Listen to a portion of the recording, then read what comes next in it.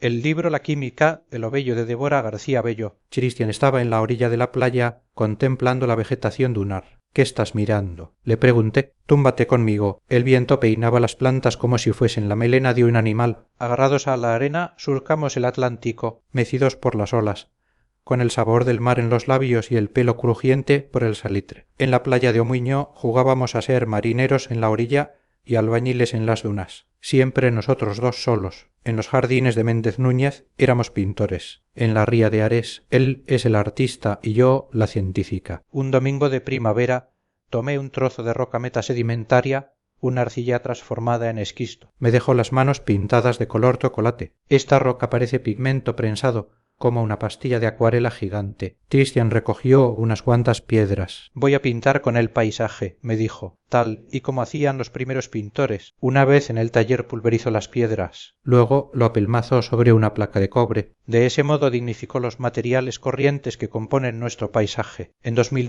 visitamos en A Coruña la exposición sin título sobre el arte del siglo XX. Estábamos mirando la escultura S41 de Best Plain, la Venus azul. Era una pequeña escultura de 68 cm sobre una peana blanca, pero monopolizó nuestra atención. Aquella escultura eclipsaba todo con su intenso color azul, su textura aterciopelada y la luz que desprende. Parecía más iluminada que el resto, parece terciopelo azul, es como un mar peludo de un azul intensísimo, pero no, es pintura. ¿Cómo se logra eso? Le pregunté. Cristian me contestó que parecía una témpera clásica, como el temple de huevo, donde la yema fija del pigmento en una red mate sin brillo. Se cuenta que la receta de esa pintura es secreta. Para un químico ninguna receta es secreta, le dije. Voy a descifrar la composición de la famosa pintura azul Klein. Ese día empecé lo que años después se convertiría en mi tesis doctoral en química. Descifrar ese código de símbolos es de lo que se encarga la semiótica en el arte. Lo que yo he desarrollado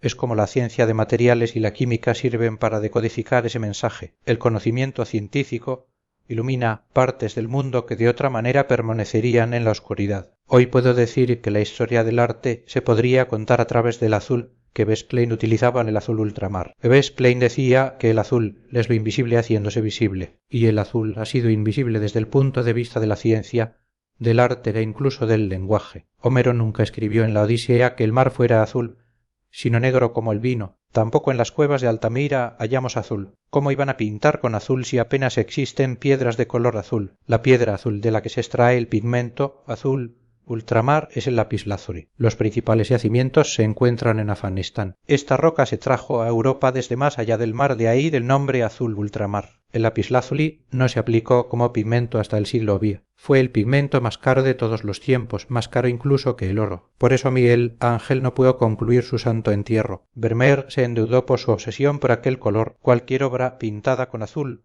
ultramar adquiría la categoría de objeto de lujo. Los impresionistas no utilizaban negro sino azul, porque el negro es la falta de color, la ausencia de luz. Los famosos paraguas negros de Renoir son en realidad azules, pintados con azul cobalto y azul ultramar. El lapislázuli es una piedra colmada de destellos dorados que no son de oro, sino de pirita, un sulfuro de hierro. En el siglo XIX era urgente encontrar un método para fabricarlo de forma sintética. En 1824, la Sociedad de Fomento de París ofreció un premio. Lo ganaron casi simultáneamente Jean-Baptiste Guimet, francés, y Christian Gemelin, alemán. El procedimiento consistía en hornear una mezcla de arcilla, azufre, sosa y carbón. El premio se le concedió al francés, y por eso se conoció como azul ultramar francés. Su color fue durante mucho tiempo un enigma científico. La mayoría de los pigmentos deben su color a metales de transición, pero el azul ultramar es un vulgar aluminosilicato. Lo interesante es su estructura tipo sodalita,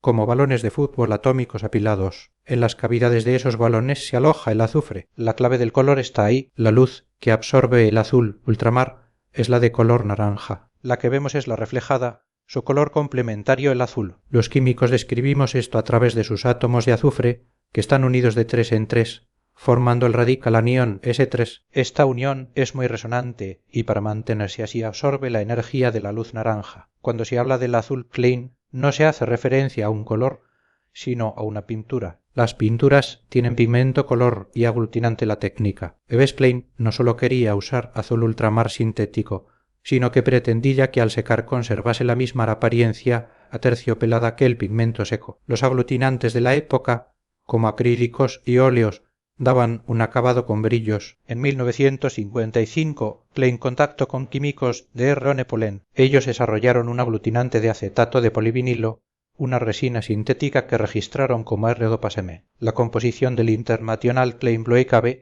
no es secreta al pigmento azul ultramar sintético, aglutinante R2M y disolventes. La Venus azul de Klein está hecha de escayola. La escayola es un material innoble y endeble. No es bronce o mármolo. El valor de esta obra no reside en el coste de sus materiales. Es un material celosamente escogido para que esta escultura solo pueda conservarse a resguardo en un museo. Klein se propuso preservar la luz del pigmento puro. Este azul recuerda que la ciencia es la herramienta del arte, la que posibilita la materialización de las ideas. Cuando vaciamos las estanterías de nuestra antigua casa, los libros dejaron una huella en la pared. Aquellas paredes eran de un color blanco roto. Las casas amarillean con el uso, igual que los libros amarillean con el tiempo. Metimos todos los libros en cajas. El salón olía a vainilla, porque a eso huelen los libros viejos. Elegimos qué libros llevaríamos a la nueva casa con un criterio de afectos. Nos llevamos todo aquello a la nueva casa, al nuevo barrio, un barrio con el nombre de un río que desde hace décadas fluye escondido bajo las calles. El río Monelos se fue ocultando a medida que el arrabal se convertía en ciudad. Mi abuelo nos llevó muchas veces a Cristian y a mí a pasear por el barrio de Monelos. Si nunca has salido de la ciudad caminando, todavía no sabes qué significa pasear. Varios movimientos artísticos han encontrado en estas fronteras una forma de expresión. En los años 60,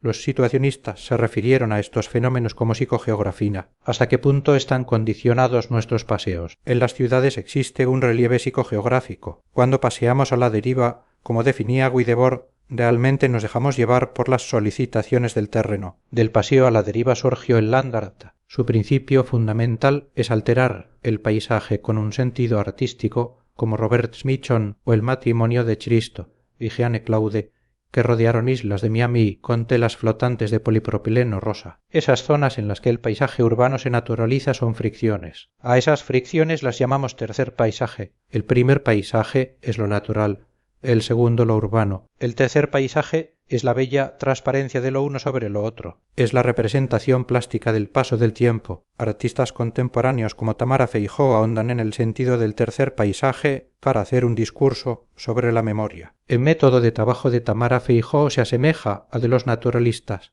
con observación, documentación y dibujo en cuadernos. Es habitual en sus obras encontrarnos con soportes añejos, incluso ajados, como papeles carcomidos, endurecidos y amarilleados por el paso del tiempo. Cuando el papel envejece, se vuelve amarillo, quebradizo y adquiere ese olor a libro antiguo. Esto se debe a un proceso de oxidación acelerado por la luz. El papel que conocemos, fabricado a partir de madera, comenzó en el siglo XIX. Está constituido por fibras de celulosa, unidas entre sí por un polímero denominado lignina. El inconveniente de la lignina es que proporciona una coloración entre ocre y marrón. Esta coloración se elimina con blanqueo, pero la lignina nunca se elimina por completo. De forma natural, con la luz y la humedad, termina oxidándose y recuperando su coloración ocre original. Esa es la razón por la que el papel antiguo es amarillo. Los libros viejos liberan moléculas aromáticas. Una de las principales es la vainilla, que es un producto secundario de la oxidación de la lignina. También se produce benzaldehído almendra y dosetilhexanol floral. Hay una molécula que aumenta su concentración cuanto más antiguos son los libros o el fufural,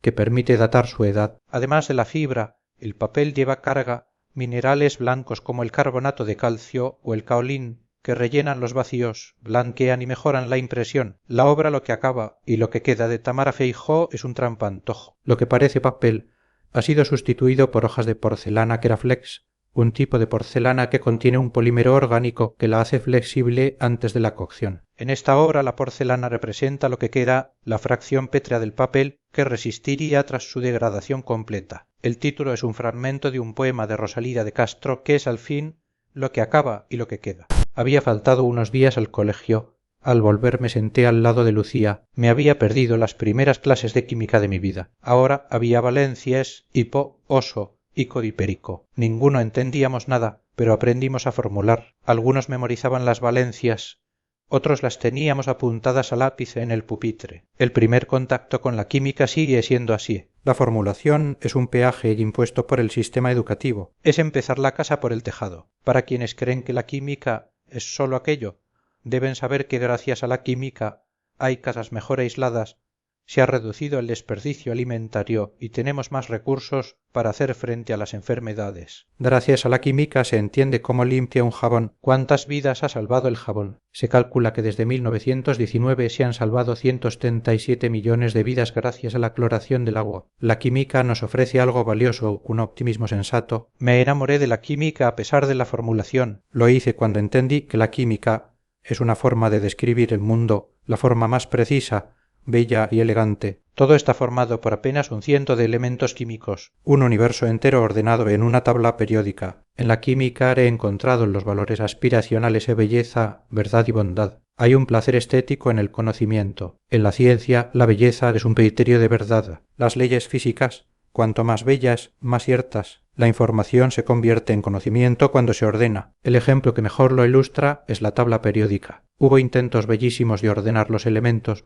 como el tornillo telúrico, que era bonito pero no era cierto, o la ley de las octavas, que relacionaba los elementos con las notas musicales, pero fallaba a partir del calcio. Cuando Mendeleev ordenó los 63 elementos conocidos, tuvo la osadía de dejar huecos para elementos que según él se descubrirían, y es que la tabla, ante todo, tenía que ser bonita porque la realidad es bonita. El orden es una fantasía como ideal de belleza. Si el primer valor de la ciencia es la belleza, el segundo es la verdad. La mayoría de los científicos nos resistimos a usar la palabra verdad porque suena a dogma. En ciencia se acostumbra a hablar de verdad por consenso. Los estudios científicos se hacen con arreglo a un método, pasan por filtros y la comunidad científica llega a un acuerdo. Ese acuerdo es la verdad. Esto implica que la ciencia se autocorrige. No se debe confundir que una verdad por consenso esté obsoleta como la teoría del flogisto o la miasmática con que no hubiese sido ciencia. A menudo se olvida la importancia del consenso y se presta atención a las voces discordantes, al estereotipo del genio rebelde como Galileo. Pero la historia de la ciencia es colaborativa. El tercer valor es la bondad. La química es fundamental para alcanzar los objetivos de desarrollo sostenible, y aunque el conocimiento no es en sí mismo moral, la búsqueda del conocimiento es un ejercicio de virtud. Tengo una foto de mi abuelo colocando los adoquines de la avenida Finisterre. Me contó que había trabajado como albañil en la estación de ferrocarriles. Paseo por los barrios de los años 50 con la certeza de que mi abuelo ha colocado alguna de sus piezas. Tengo una foto de mi abuela en los jardines. Christian dice que parezco yo. Cuando mi abuela estaba muriendo, mirando al techo decía Antoniño Sabobo. Las fotos de mis abuelos son en blanco y negro. El tiempo ha amarillado tanto el papel que parece que todo era de color marrón. Hay algo poético en ellas. Resulta simbólico que el pigmento negro que se revela en las fotografías analógicas esté hecho de un material tan valioso como la plata. Las películas fotográficas están formadas por un soporte transparente y una emulsión de bromuro de plata AdBr en gelatina. El bromuro de plata es la sustancia sensible a la luz. El impacto de los fotones moviliza electrones. Los cationes de plata almacenan electrones y se reducen a plata metálica que es de color negro. Esto genera una imagen latente, imperceptible, que crea los núcleos para el proceso de revelado. Para revelar la película o el papel fotográfico se sumergen en disoluciones. El orden es revelado, baño de paro, fijación y lavado. El revelado es el proceso donde todos los cationes de plata de la imagen latente se reducen a plata metálica. Para que la plata gane un electrón, otra sustancia debe perderlo o oxidarse. Esta es una reacción redox. La sustancia que se oxida es el agente de revelado como el metol o la hidroquinona. Para detener el revelado se hace un baño de paro, que consiste en reducir el pH con un ácido, el ácido acético. Por eso, los laboratorios de fotografía huelen a vinagre. El penúltimo paso es la fijación, que consiste en eliminar las sales de plata que no han sido reveladas. Se emplea tiosulfato sódico, coloquialmente llamado hipo. La plata pasa a la disolución y el sodio, insensible a la luz,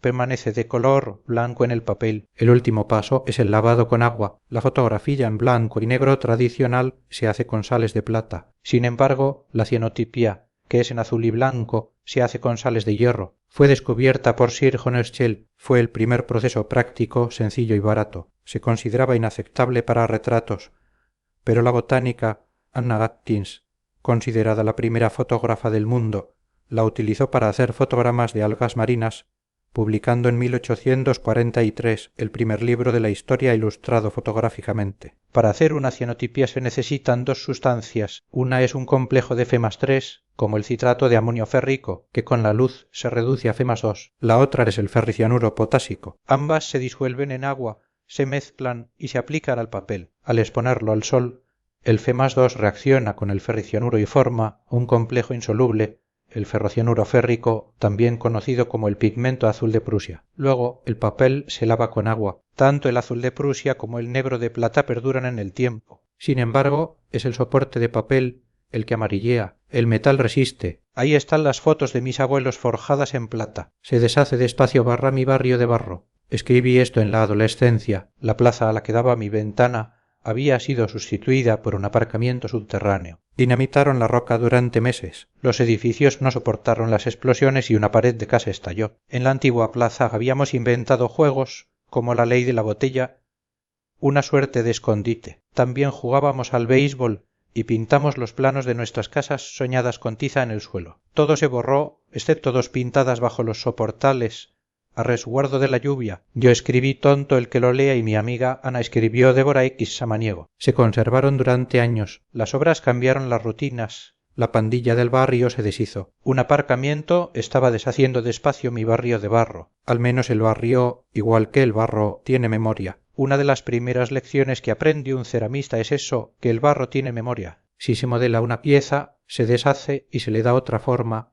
El barro lo delatará tras la cocción. Las grietas, los pasos en falso, quedan registrados. Otra lectura es que trabajar el barro implica volver a transformar en piedra un material que había sido piedra. El barro, o arcilla, es una roca sedimentaria, agregados de aluminosilicatos hidratados procedente de la descomposición de rocas como el granito. Es un coloide, un material dúctil biplástico. Al secar, pierde el agua intersticial. Si se somete a cocción, deja de llamarse mármol y pasa a llamarse cerámica. El aumento de temperatura provoca cambios físicos y químicos. La pérdida de agua cristalográfica se llama deshidroxilación y ocurre entre 500 y 650 grados C, destruyendo la estructura cristalina y la plasticidad. Una de las esculturas que mejor retrata esto es Torso de arcilla sin cocer, del artista Marc Manders. Es un torso de apariencia arcillosa, brillante como si estuviese húmedo, reposando sobre un trozo de madera. Parece una obra en construcción. Sin embargo, en la ficha técnica hay algo revelador: bronce pintado y madera. No es cerámica, es de bronce. El bronce fue la primera aleación fabricada por el ser humano, una mezcla de cobre y estaño. Es un material escultórico noble. Para crear una escultura de bronce, primero se hace un modelo en cera, en la técnica de la cera perdida. Luego se crea un molde de arcilla refractaria. Se derrite la cera, se pierde y en su lugar se vierte el bronce fundido. El torso de Manders está hecho de bronce, pero su aspecto obliga a pensar que está en un estado primitivo inacabado. Es un trampantojo que cuenta la historia de la escultura. El artista Juan Muñoz llamaba estatuas a sus esculturas. Recuerdo sus figuras colgando. Parecían dos hombres colgando del cuello, pero al doblar la esquina estaban suspendidos agarrándose a la soga con los dientes. Parecían hechos también de arcilla, sin cocer, grises, blandos, pero estaban hechos de resina de poliéster, un polímero disuelto en estireno que se endurece mediante reticulación gracias a catalizadores. Más adelante Muñoz empleó el bronce. Las esculturas de bronce a la intemperie desarrollan una pátina natural, la capa de sales de cobre óxidos, sulfatos, carbonatos que se produce tras la corrosión. Las tátinas artificiales se aplican con agentes oxidantes. Juan Muñoz usaba el bronce y lo patinaba para que se volviese piedra, mezclaba la resina con pigmentos para que pareciese barro. La ceramista Verónica Moar fue quien me enseñó que el barro tiene memoria. Su pieza de la colección lítica es como una piedra blanca de porcelana que alberga una explosión de oro en su interior. La porcelana kaolín, feldespato, cuarzo, es piedra refinada. El oro es un metal blando, dúctil y resistente. Es un material que apela tanto a la voluntad de poder como a la voluntad de sentido. La pieza de Moar nos dice que todos los materiales, incluso los más corrientes, albergan oro en su interior. El anillo de boda de mi abuela era casi el doble de ancho que el de mi madre. De pequeña creía que las alianzas de oro crecían con el amor y el tiempo. Mi abuela no se lo podía quitar por la artritis. Funcionaba como el kintsugi, la carpintería de oro japonesa que repara fracturas de cerámica con resina y polvo de oro, mostrando las cicatrices. Cuando Manu y yo hicimos nuestras alianzas, las ajustamos hasta el límite jabonoso para no quitárnoslas nunca. Cuando mi abuela Zambu falleció, los nudillos se le contrajeron y el anillo salió solo. Mi madre quiso que yo lo guardase.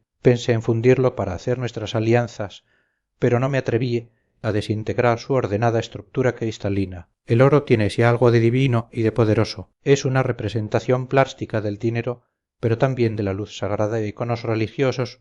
El beso de Klim. El oro es raro porque se encuentra libre en la naturaleza, no se oxida. Para los científicos, su color y la escasa reactividad siguen siendo un enigma. El oro tiene tantos electrones que se mueven a tal velocidad que se necesita la teoría de la relatividad para describirlos. Absorbe la energía de la luz azul y por eso lo vemos dorado. Gracias a que es maleable, se fabrica pan de oro, láminas de una micra de grosor. La artista Ronnie Horn creó campo de oro, 1 kilo de oro puro en una lámina finísima expuesta en el suelo. Mis abuelos trajeron de Londres unas tacitas de porcelana fina esmaltadas con oro. Para aplicar oro a una cerámica es necesario realizar una tercera cocción. La técnica del lustre con resinatos consiste en aplicar el resinato de oro sobre el vidriado. Durante la cocción se produce un intercambio catiónico.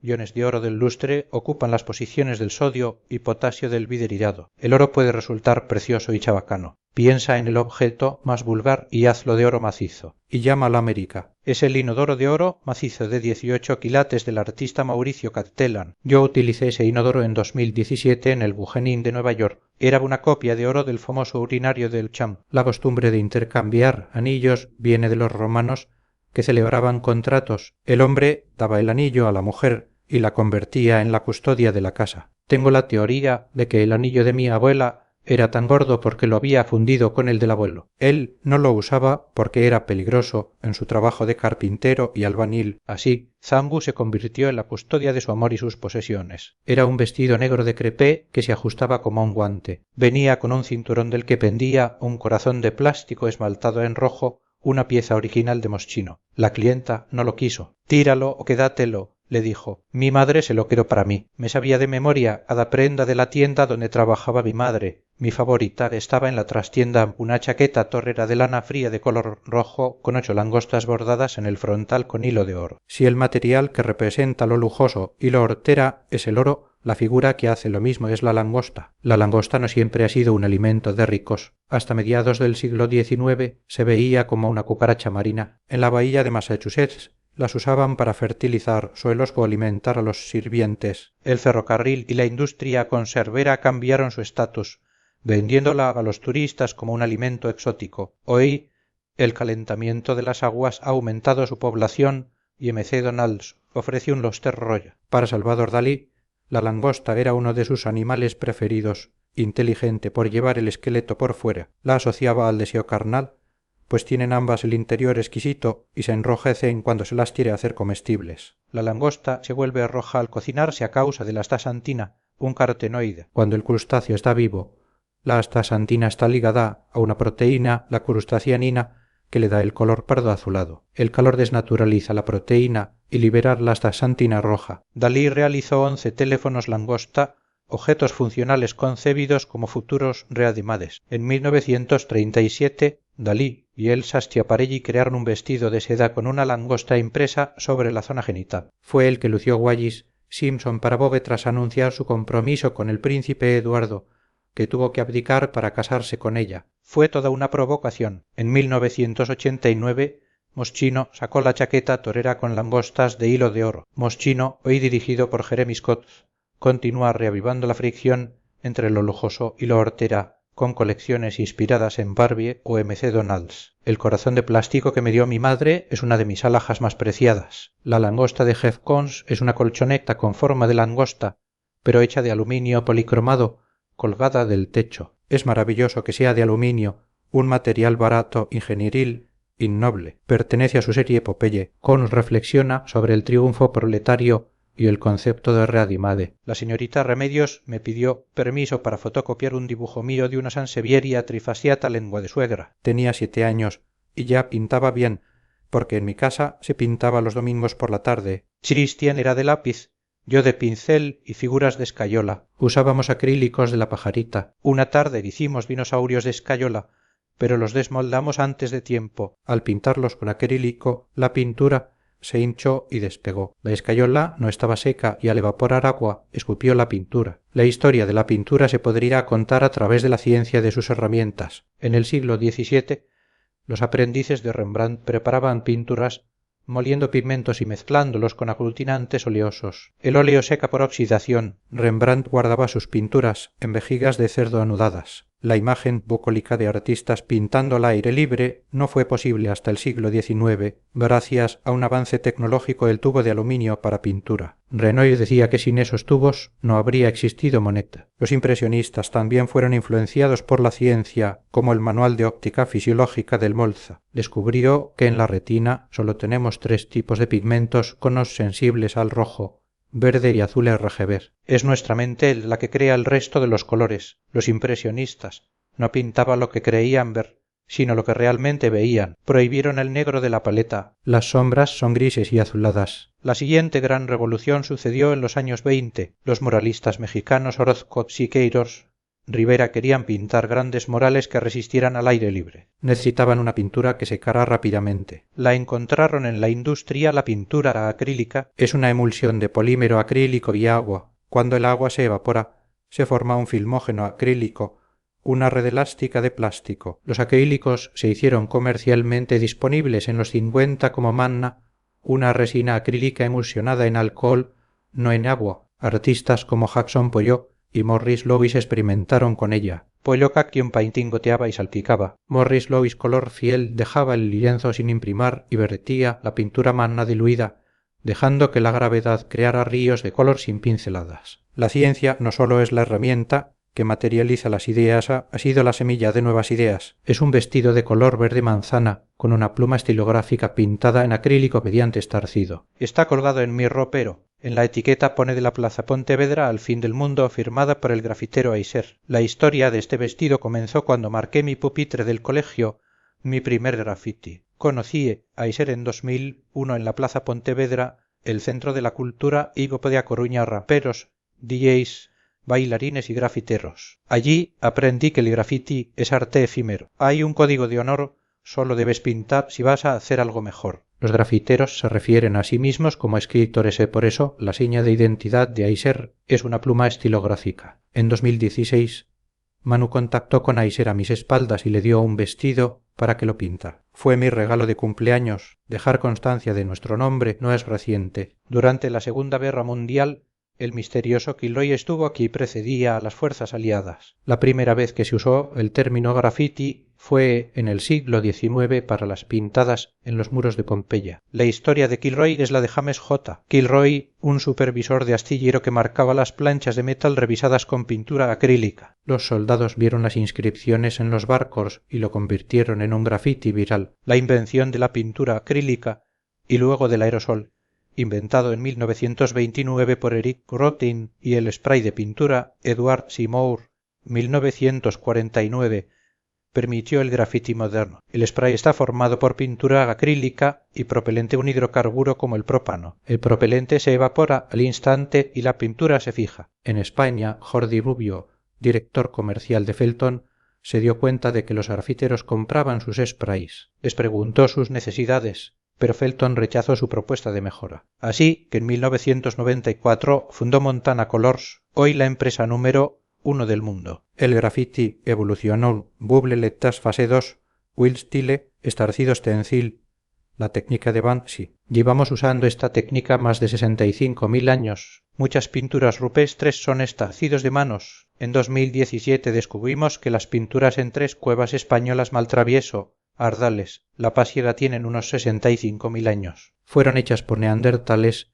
20.000 años antes de que los Homo sapiens llegaran. Para datar estas pinturas no se analiza el pigmento óxido de hierro, carbón, sino las capas de calcita que se han depositado encima. Se usa el método de datación uranio-torio. El uranio O234 soluble se incorpora a la calcita al formarse, pero el torio los 130 insoluble no. Como el uranio se desintegra en torio a una velocidad conocida, medir la cantidad de torio nos da la edad. Este hallazgo nos obliga a definir qué nos hace humanos. La feria del libro antiguo se celebra al final del verano. Los árboles caducifolios empiezan a perder verdor y revelan otros colores. Esto ocurre porque las noches largas activan la formación de una capa de abscisión en el peciolo de la hoja, bloqueando el transporte de savia. La clorofila disminuye y se revelan los pigmentos ocultos o carotenoides, xantófilas y antocianinas, que combinan con el olor a vainilla de las revistas de moda de los años 60. Mi madre buscaba revistas antiguas para el escaparate. Encontramos decenas de los años 60. Mientras las hojeaba,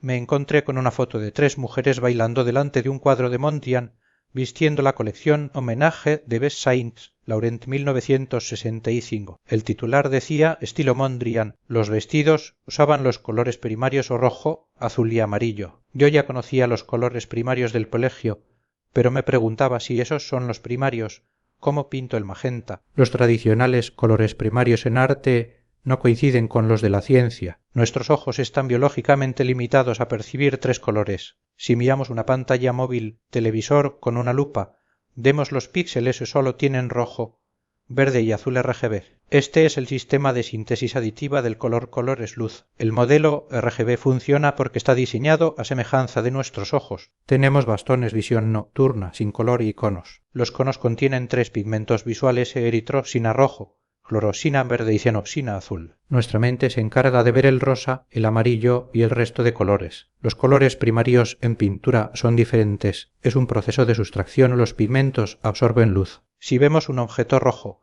es porque absorbe toda la radiación excepto el rojo. Los pigmentos se mezclan hacia el negro. Piet Mondrian es famoso por sus composiciones con negro, rojo, azul y amarillo. Él pasó de la pintura figurativa al neoplasticismo, la forma más simple de representar la realidad en líneas verticales y horizontales, y esos colores. Hoy sabemos que los colores primarios más utilizados en pintura, los de la impresora, son del cian, el amarillo y el magenta CMY.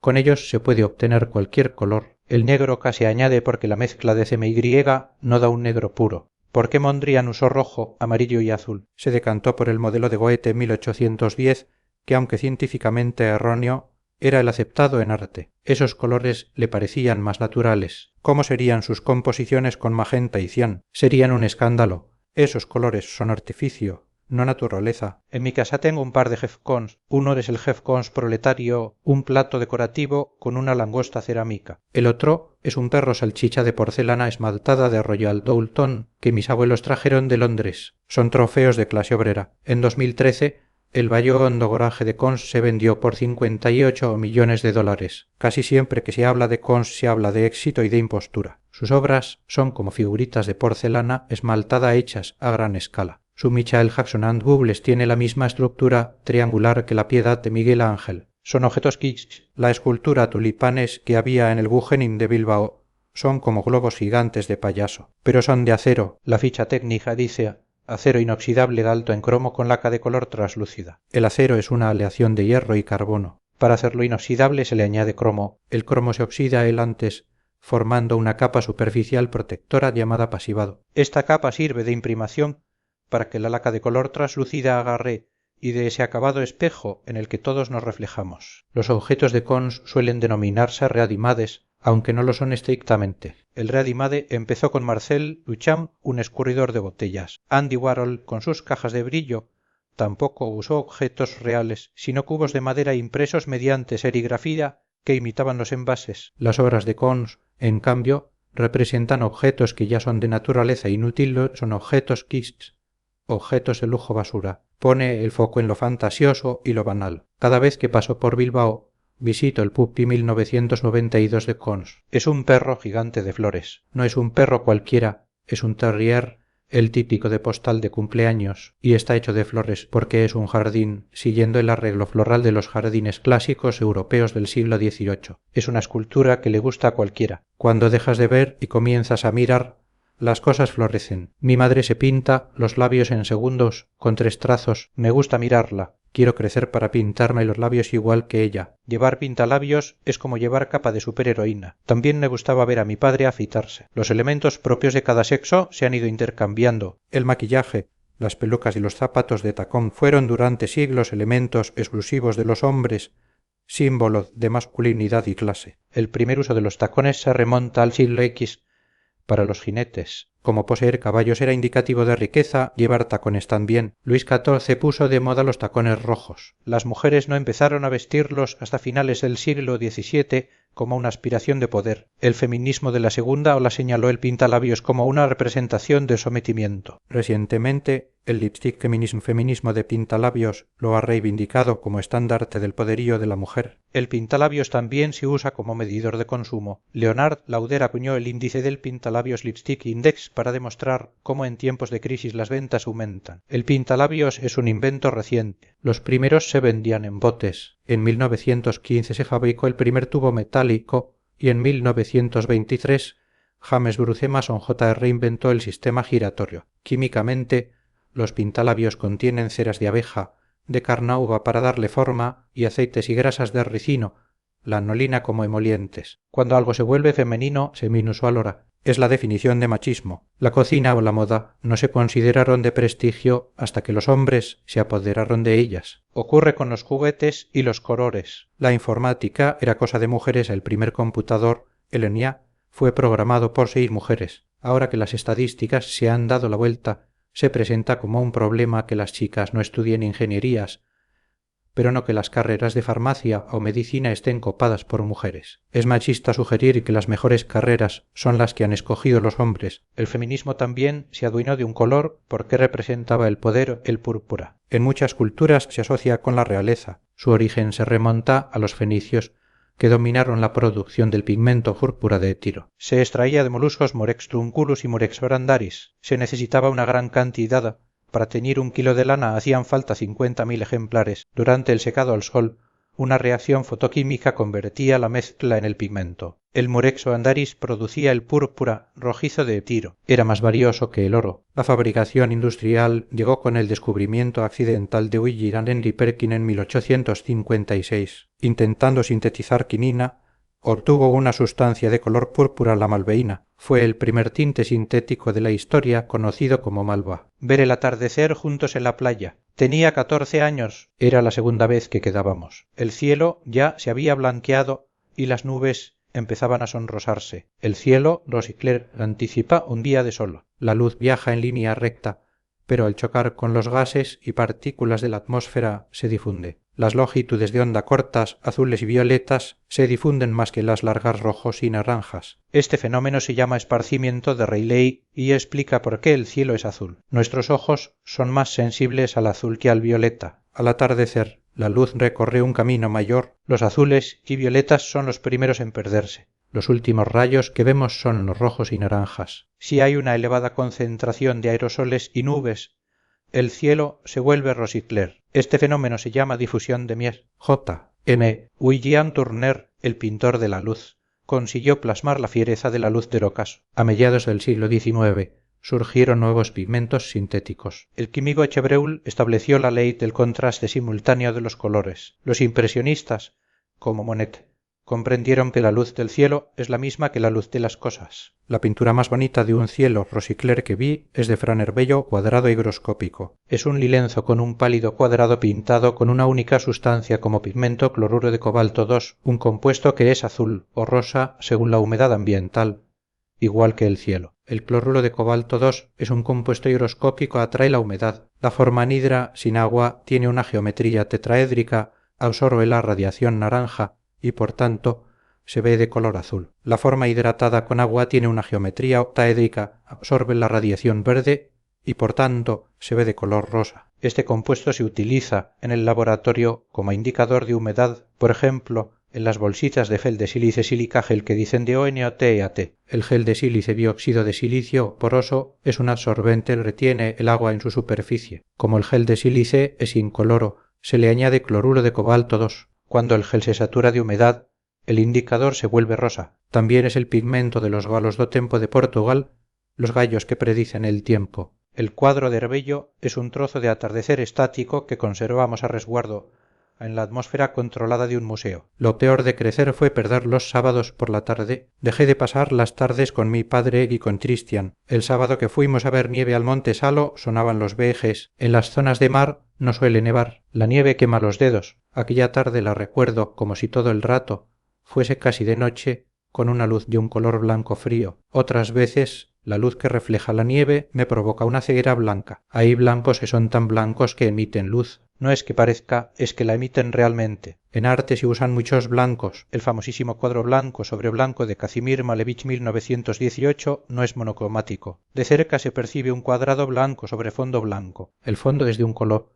blanco cálido, la figura es de un blanco más azulado, más frío. Es la obra suprematista definitiva en la luz blanco, el espacio dos planos y el tiempo la diagonal, expresión mínima del movimiento. El fondo está pintado con blanco de plomo albayalde, un carbonato básico de plomo. Es un pigmento sintético conocido desde la antigüedad. Su matiz cálido se debe a la contaminación atmosférica. En los frescos, el plomo se combina con el azufre del aire formando sulfuro de plomo, que es de color marrón casi negro. Si en una iglesia hay ángeles negros, seguramente fueron pintados blancos. La figura cuadrada es de blanco de zinc, óxido de zinc. Se conoce desde la Edad Media como lana filosófica. El blanco de zinc, además de ser un semiconductor, es una sustancia fluorescente. La fluorescencia es un fenómeno por el que una sustancia absorbe radiación ultravioleta e invisible y la transforma en radiación visible blanca barra azulada. Así que el blanco de zinc emite más luz blanca de la que le llega. Es blanco blanquísimo, es el blanco total. Blanco sobre blanco es un foco de luz. Después de un par de horas, viendo solo lo que alcanzaban los faros del coche, nos encontramos con la carretera cortada en las llanuras de California. Manu apagó el coche. Oscuridad total.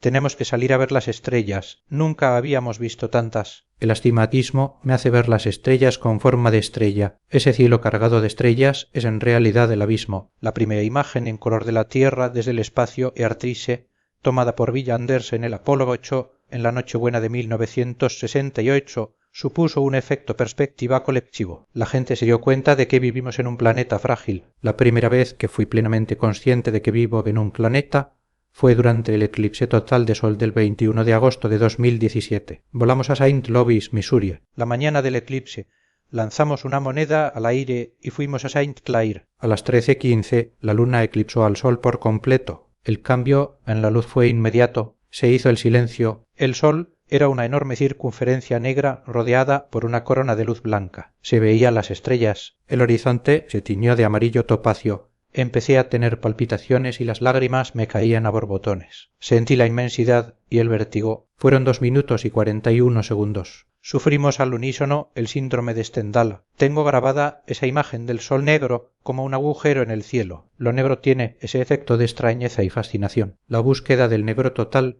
es un campo de investigación. El artista que mejor ha retratado el negro ha sido Mark Rothko. Su obra fue sufriendo un oscurecimiento paulatino. Pertenecía a los expresionistas abstractos, escuela de Nueva York, aunque él no se consideraba abstracto. Sus pinturas color field buscan la transmisión de un sentimiento místico, cercano a lo religioso. La gente que llora ante mis cuadros vive la misma experiencia religiosa que yo sentí al pintarlos. Sus obras deben mirarse a 45 cm de distancia. Uno no se coloca frente al cuadro, sino en el cuadro. La técnica de Rothko alteró el procedimiento pictórico. En lugar de usar la imprimación tradicional de cola de conejo colágeno, él depositaba capas de cola de conejo caliente con el pigmento diluido. Así borraba la huella de la pincelada, que exhalando el color. A principios de los 60, creó una serie de murales para la Universidad de Harvard. Eran de un fondo rojo intenso. Rothko supervisó la instalación, pero le disgustaron las condiciones luminosas. Con los años, el intenso color rojo se desvaneció por completo y dio lugar a una tonalidad azulada. En 1979 las obras fueron retiradas. Rothko utilizó 2 pigmentos,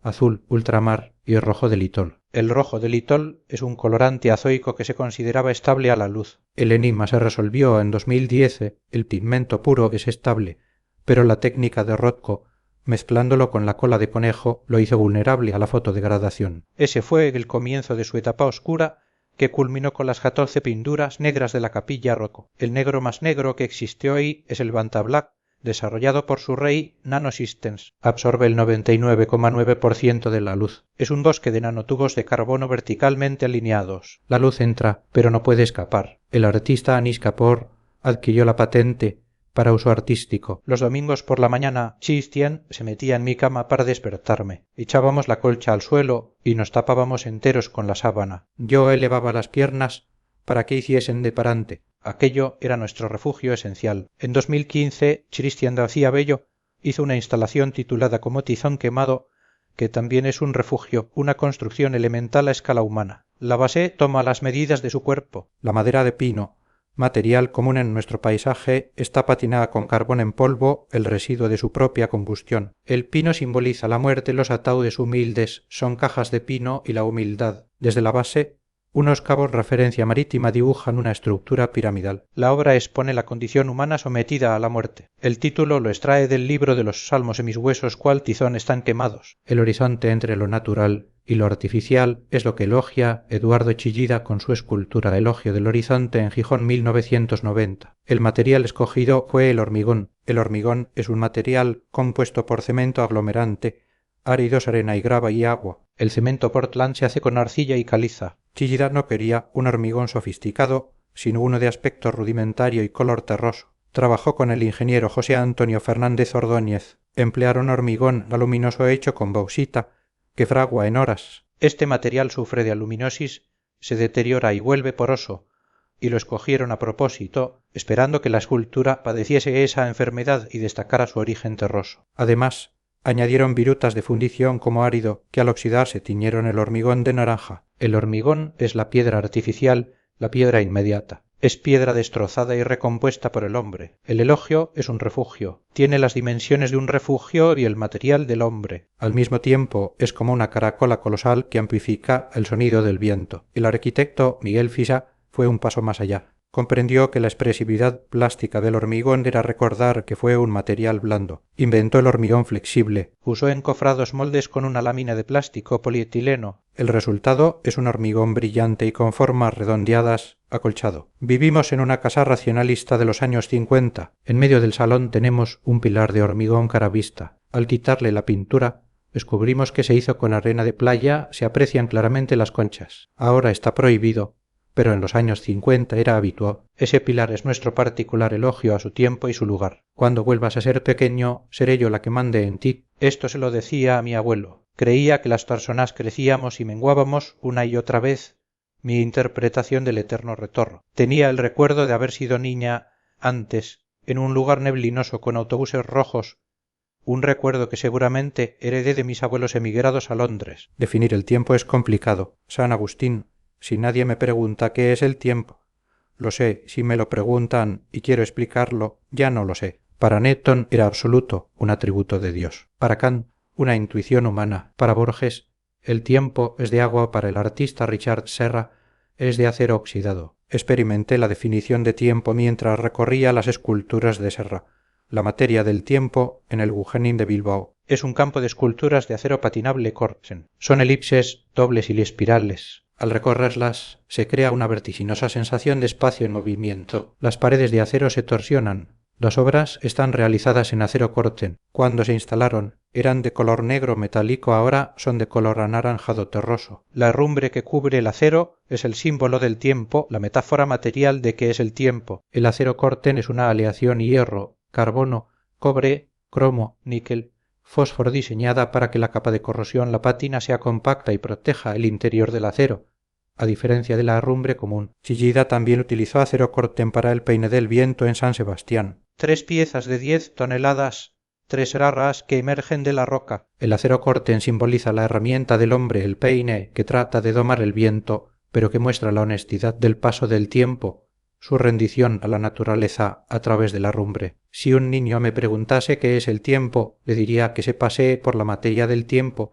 que contemple las olas desde el peine del viento o que le pida a su abuelo que le hable de su infancia. Aprendí a andar en bici en el muelle de San Diego. Christian y yo recogíamos las bicis en el almacén de neumáticos de mi padre. El aire olía a caucho y a gasoil. La avenida está cubierta por un polvo negro de hollín y caucho. Es la pátina del trabajo. El polvo es un sedimento en el que se puede leer el paso del tiempo. El fotógrafo Man Ray hizo un famoso retrato del polvo acumulado durante 20 meses sobre el gran vidrio de Marcel Duchamp. La fotografía se llama Elevaje de Posiere Criadero de Polvo. Duchamp había dejado que se acumulase el polvo para luego fijarlo con laca, en un intento de atrapar el tiempo. El artista Jacobo Castellano emplea el polvo de la casa familiar abandonada en Villargordo como pigmento. Decía que cuando barría aquella casa sentía que estaba barriendo a su familia. En 2017, Sistian hizo una serie de obras tituladas Grime Mugre. Usó sedimentos urbanos del muelle de San Diego Yin, polvo de caucho,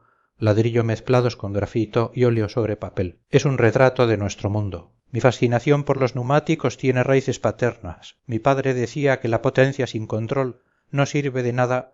El eslogan de Pirelli de 1995, ilustrado con Carl Lewis en zapatos de tacón rojos. El caucho se obtiene del látex, es de la Hevea brasiliensis. Charles Baudillard descubrí, o en 1839 la vulcanización o calentar el caucho con azufre. Esto crea puentes de azufre entre las moléculas elásticas, haciéndolo más duro y resistente. En 1885, Goodrich decidió fabricar ruedas de color negro. Descubrieron que duraban más, ya que el tinte negro carbono absorbe la radiación ultravioleta que agrieta el caucho. John Boyd Dunlop patentó el neumático con cámara de aire en 1888 y Edward Michelin lo hizo desmontable en 1891. Hoy los neumáticos son radiales, lonas en dirección al radio en lugar de diagonales, una construcción más ligera y segura a altas velocidades. Antes de dejar a mi madre en el comercio, íbamos a Zumolandia. Un día se me quedó el dedo índice atancado en la máquina de videojuegos arcade. Mi padre empujó mi mano hacia adentro para liberar el dedo. Instintivamente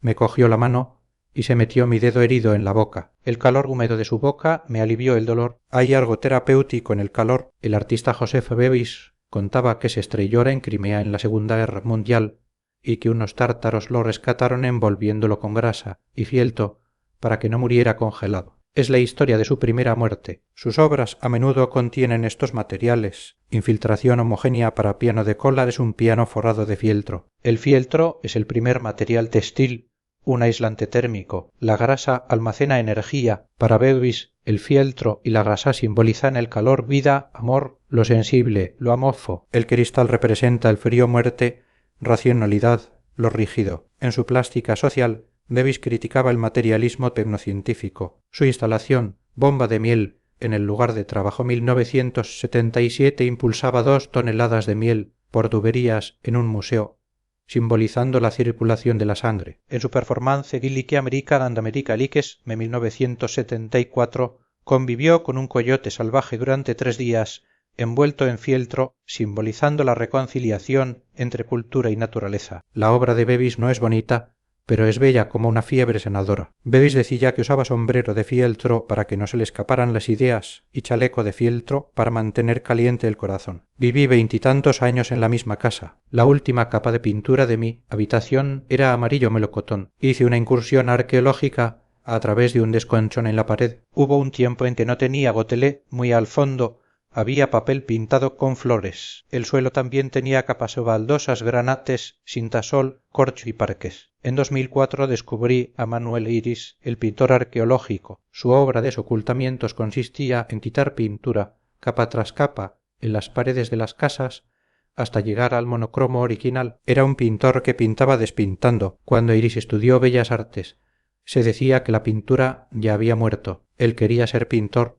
pero tardó años en pintar. Ahora pinta monocromos de decenas de capas. El canto de sus cuadros lo revela. Tiene un monocromo negro de 160 capas. Eso es tiempo. Los tiempos de repintado dependen de la cinética química. Los acrílicos tardan horas o los óleos, que secan por saponificación formando jabones, tardan días. Los monocromos de Iris albergan meses. En mi salón tengo un pequeño monocromo suyo que brilla en la oscuridad. En mi ciudad hay estrellas de mar por la calle. De niña imaginaba que eran estrellas que peregrinaban de costa a costa, hasta que un día una estrella de mar me cayó sobre la cabeza. Estaba viva, la recogí y la llevé a la playa de Riazor. En A Coruña llueven estrellas de mar porque las gaviotas las cogen de la playa cuando baja la marea y se les caen volando. El relleno de la playa se hizo con arena de cuarzo y caolín de la cantera de Vimianzo. Esa arena blanca tiñó el mar azul marino de un color turquesa lechoso, artificioso. La playa desahora como un paisaje azul de Patinir. A Joachim Patinir se le considera el primer paisajista flamenco. Su azul se concentra al fondo. El azul de Patinir es la azurita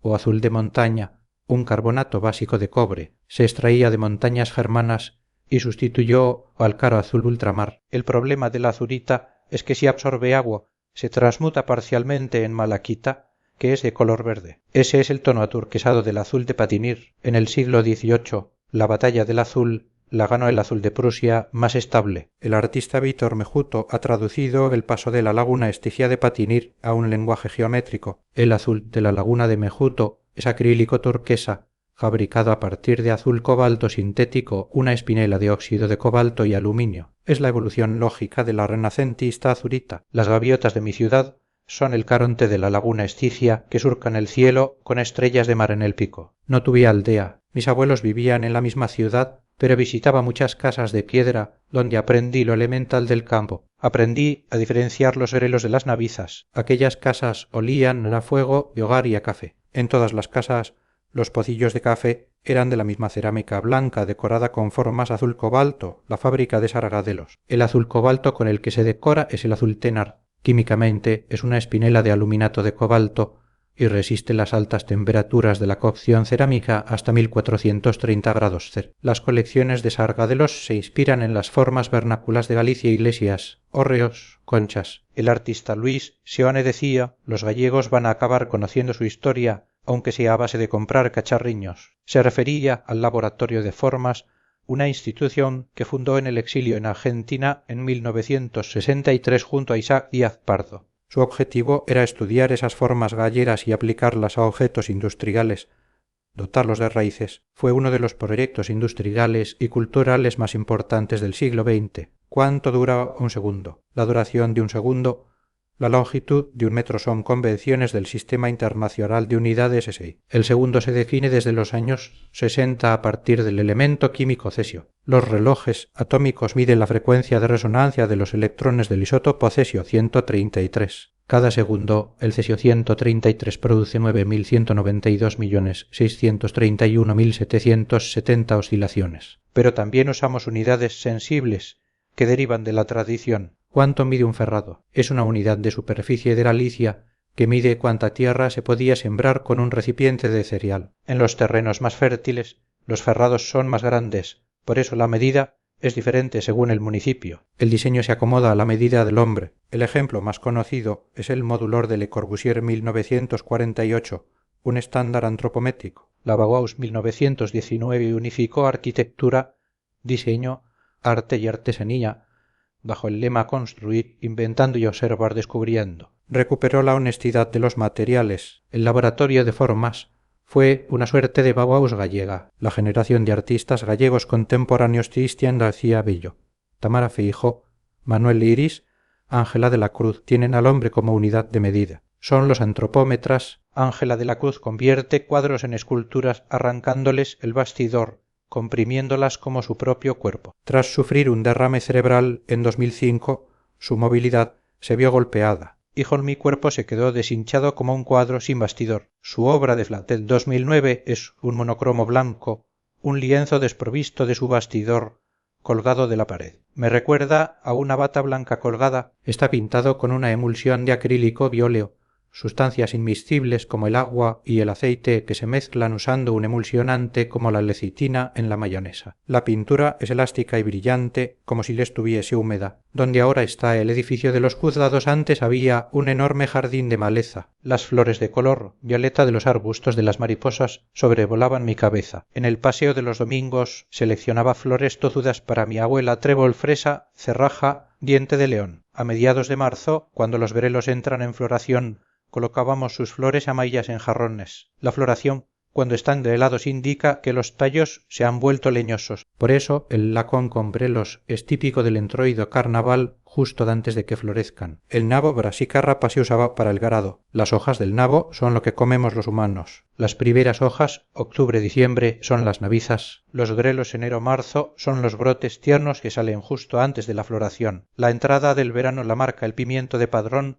Uns pican y outros non. Los pimientos pican porque contienen capsaicina.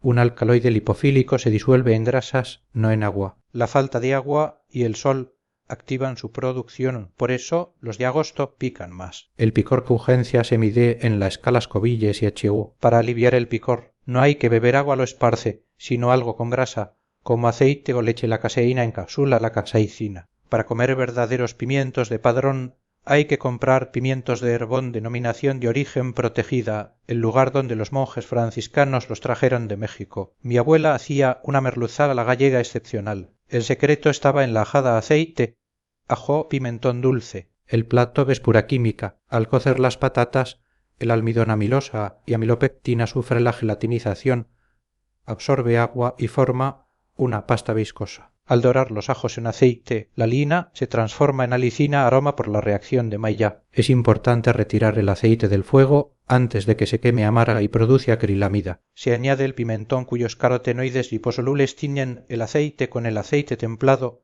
para que no se tueste y amargue. Al cocer la merluza 5 minutos se produce la desnaturalización proteica que le da su textura y color blanco. El último plato que cociné para mi abuela fue ese. Ese día su hermana Anita evitó que echase el pimentón con el aceite demasiado caliente. Mi abuela está todos los días conmigo en la cocina, en la flor de los grelos, en la flor amarilla, el diente de león que colocaba encima de la nevera. Guardo su memoria en la mía, sus cosas en mi casa, el perro salchicha de porcelana, las tacitas doradas, su anillo de boda. Tengo grandes islas de mi vida por escrito, diarios, cuadernos, cartas. También tengo un estuche de mariquitas, recortables de papel, algunas eran de mi madre. Mi madre tenía una caja igual. Guardaba entradas de cine, pendientes de plástico de bolsas matutano, las cartas que le escribía mi padre y las pinzas de nuestros cordones umbilicales. De pequeña le pedía que me enseñase su caja. Por imitación, yo empecé a guardar objetos en una caja para mi hija Andrea. Tener un hijo es como verse a una misma en el revés del tiempo. La artista Louise Bourgeois hizo una escultura que es como un refugio y una jaula, la famosa escultura monumental de una araña. Se titula Mama. Bourgeois contaba que su madre era compleja. Por un lado, su amiga, su protectora; por otro, una mujer oscura y sufridora. La madre de Bourgeois era reparadora de tapices, una tejedora. La araña utiliza la seda para fabricar el capullo y para cazar a su presa. La escultura mide 9 metros de alto. Hay que alzar la vista, como un niño. Cuando se contempla desde el interior es al mismo tiempo una jaula y un refugio. La primera la hizo en acero las 6 ediciones siguientes, en bronce. Los materiales significan. El bronce es el material escultórico de mayor tradición, es valioso. La pátina es de nitrato de plata, que ennegrece el bronce como se oscurecen las joyas de plata. El acero inoxidable, un material proletario, es el esqueleto, y el mármol, el único material natural, virginal, son los huevos que se ven en el abdomen. Bourgeois convirtió a su madre en araña, un icono de la maternidad. Todos los días amanecen con el graznido de las gaviotas, la melodía de la estación de tren y las bocinas de los buques. Es el mapa sonoro de mi ciudad portuaria. En la casa de mi infancia escuchaba el primer autobús. Ahora escucho el camión de Estrella Galicia y el del butano. Me inquieta que mi ciudad vaya perdiendo la clase, que se transforme en una ciudad ociosa como cualquier otra. Ciudades como franquicias. Un estudio del Museo de Ciencias británico sugiere que el cromatismo del mundo se ha vuelto más gris. Los objetos cotidianos se han vuelto más grises y más cuadrados. Hasta los cordones de terciopelo rojo que se usaban en los museos para proteger las obras se han ido sustituyendo por opciones grises. El bis de enero de 2021, durante el asalto al Capitolio, la turba traspasó la barrera policial, pero dentro se paseaban por los pasillos sin salirse del camino marcado por las cuerdas de terciopelo rojo, como turistas. El terciopelo tiene glamour. Es uno de los tejidos más costosos. El primer país europeo en fabricarlo fue Italia. Se hace en un telar especial que teje 2 espesores de tela unidos por hilos de seda, que luego se cortan por la mitad. El terciopelo rojo se convirtió en el terciopelo rey. A principios del siglo XVI, los tintes rojos se hacían con rubia, roja o insectos kermes. Con la introducción de la cochinilla de América, 1523, se produjo una revolución. El rojo que producía es el famoso carmesí. Desde un punto de vista microscópico, el terciopelo es como una cabellera densa. Absorbe la luz y el sonido, por eso se usa en teatros. No produce eco. Es un material que llama al orden y al silencio. Por eso los cordones de terciopelo llevan inscrito el mensaje de no tocar. Es una señal que nos indica qué mirar. Fuera de los museos no hay cordones de terciopelo rojo, pero igualmente hay cosas que destacan. Es como si en todas partes hubiera cordones de terciopelo rojo invisibles enmarcando lo importante y lo bello. Cuanto mayor sea el conocimiento, más cordones de terciopelo rojo habrá. Las flores amarillas de los dientes de león que crecen en las estrías del hormigón tienen para mí un cordón de terciopelo rojo. La melafonía de la estación de tren, el olor de los sulfuros del mar, los dibujos azul cobalto de los pocillos de café de la aldea o los grelos en flor. Ese mundo bello está por todas partes. Saber mirar consiste en colocar un cordón de terciopelo rojo a las parcelas brillantes de lo cotidiano. Gracias por escuchar. Te invito a suscribirte para más contenido similar.